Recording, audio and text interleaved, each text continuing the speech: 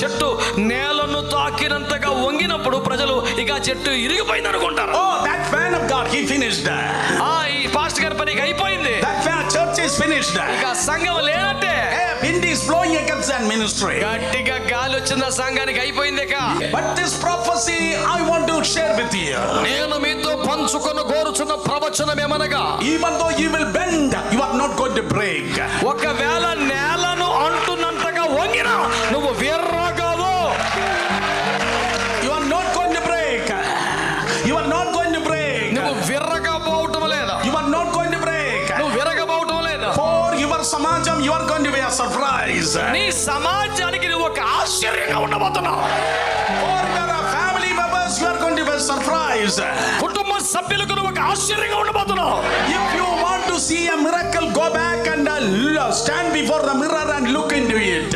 నువ్వు ఒక అద్భుతాన్ని చూడగొడుతున్నావా, అయితే వెళ్ళి అద్దం ముందు నుంచొని నిన్ను చూసుకో. నీవే ఒక అద్భుతం అన్నమాట, నీవే ఒక అద్భుతం. Amen. The wind may blow from every direction.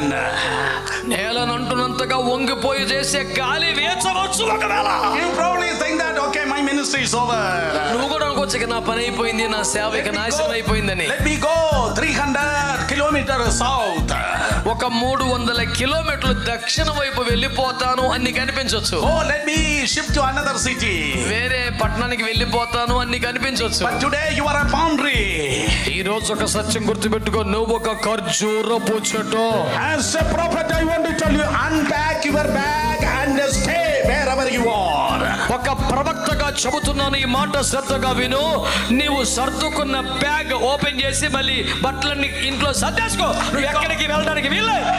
Because the bend palm tree is going to come back again. The original position. ఎందుకంటే గాలికి వంగిన ఖర్జూరపు చెట్టు మరలి తిరగా పైకి లేస్తుంది.